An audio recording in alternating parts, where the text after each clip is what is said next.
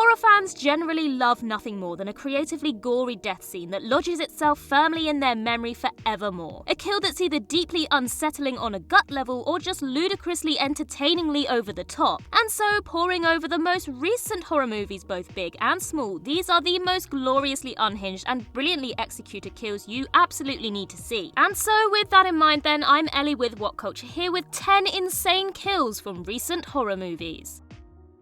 Number 10. Set on fire and shot repeatedly. Scream. The fifth Scream film boasts a number of memorably gnarly deaths, but none more so than the fate that befalls one of its two Ghostface killers, Amber, in the film's climax. During a tussle with Sydney and Gale, Amber gets riddled with bullets by Gale, causing her to fall backwards onto a lit stove. To make matters worse, because Amber was hit with a bottle of hand sanitizer moments earlier, her entire upper torso immediately goes up in flames. Though Amber's charred body collapses to the floor, seemingly dead, she returns for one last scare after the other killer, Richie, has been dealt with. Amber, now sporting a severely burned half-melted head, runs towards the survivors with a knife before she's finally put down for good by Tara. Even with the absolutely wild deaths that have been meted out to Ghostface killers in the past, this was certainly up there with the best of them. Plus, considering that Amber actress Mikey Madison was previously set aflame in the climax of Quentin Tarantino's Once Upon a Time in America, doing the same again here feels like a sly nod to that unforgettable kill. Number 9. Head run over by a car. X. Ty West's recent hit indie horror X also touts its fair share of creatively effed up deaths, though none more than the satisfyingly brutal demise of horny geriatric murderer Pearl in the film's finale. The end of the movie leaves only Maxine facing off against Pearl, and when Pearl tries to shoot Maxine with her shotgun, she misses and the force knocks her to the ground where she breaks her hip. And it's this injury, hilariously enough, that seals Pearl's fate, as Maxine then commandeers her truck and without hesitating reverses it over Pearl's skull, all while she continues to berate Maxine. West spares no detail as we see Pearl's head satisfyingly pop in a gory mess before Maxine mocks Pearl and drives back over what remains of her head before disappearing into the night. Number 8. Head destroyed by a bread slicer. Fear Street Part 1, 1994. There's a long-standing tradition of horror movies adapting everyday objects for creative death scenes, and the first entry into last summer's Fear Street trilogy most certainly delivered in that regard. In the movie's third act, poor Kate is overpowered by the Shadyside killer, who does away with her by shoving her face first into a cake and then shoving her head first through an industrial bread slicer. While many presumed that the headstrong Kate would survive the movie, director Lee Janiak impressively toyed with audiences' expectations, lingering on the nauseating shot of Kate's head being slowly forced through the slicer, pulping her head into gory chunks in the process. The technical execution is fantastic, and actress Julia Raywald does a great job selling the terror of the situation with her horrifyingly blood-curdling screams. Number 7. Testicles bitten off then shot in the head. Fresh. Fresh is one of the year's most devilishly entertaining horror films, a tricky black comedy that satirizes the modern dating scene as Noah comes to realize that her dream boyfriend Steve is actually a human butcher who carves meat from women and sells it at a high price. Steve, real name Brendan, certainly gets his comeuppance in the film's finale though, when Noah appears to initiate oral sex with him but instead bites off his testicles. A sans balls Brendan then pursues Noah into the woods outside his lush home, where she manages to overpower him and shoot him in the head, splattering his brains all over the place. In a film entirely concerned with a man exerting his will over women's bodies, this was quite the cathartic payoff. Number 6. Decapitated by a chainsaw. Texas Chainsaw Massacre. Netflix's new Texas Chainsaw Massacre movie ends with sisters Leela and Melody appearing to have defeated Leatherface, attacking the killer with his own chainsaw and leaving him unconscious in a pool of water. But as Leela and Melody get ready to drive off to safety, Leatherface returns, smashing one of the car's windows and dragging Melody out, before mercilessly cutting her head off with his chainsaw, all while a traumatized Leela looks on in horror. Though this ending certainly proved divisive with audiences, the commitment to such nasty violence is laudable in its own way, namely that director David Blue Garcia refuses to cut away as Melody's head is parted from her body, complete with impressively disgusting visual effects. Say what you will about the new Texas Chainsaw Massacre, but it certainly didn't skimp on the gore. Number 5. Drowned. Choose or Die.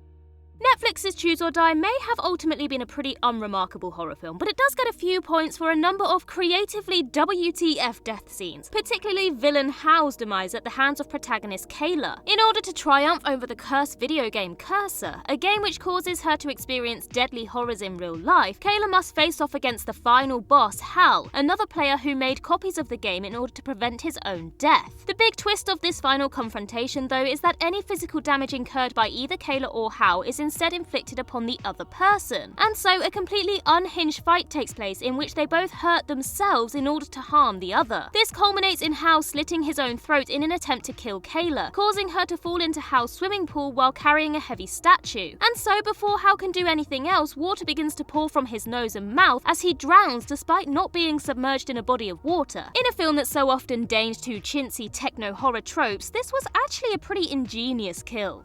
Number 4. Shot by a man-ram hybrid. Lamb. No matter how many horror movies you've seen in your life, you've never seen anything quite like Lamb. This moody Icelandic horror follows a childless couple, Ingvar and Maria, who find that one of their sheep has given birth to a human-sheep hybrid. Ingvar and Maria consequently raise the miracle baby, Ada, as their own child. Yet when Ada's biological sheep mother protests, Maria makes the fateful decision to kill the mother and bury her. This backfires tragically in the film's finale when Ada's biological father, a man-ram hybrid, turns up at their remote home. The father kills the family's dog and then shoots Ingvar dead with a rifle before taking custody of Ada and disappearing into the hills. The movie ends with a traumatized Maria lamenting not only the loss of her husband but also her surrogate son. Considering the artful restraint deployed throughout Lamb, the presence of an actual gun-toting humanoid man-ram thing in its final moments was a legitimate, brilliantly executed shock.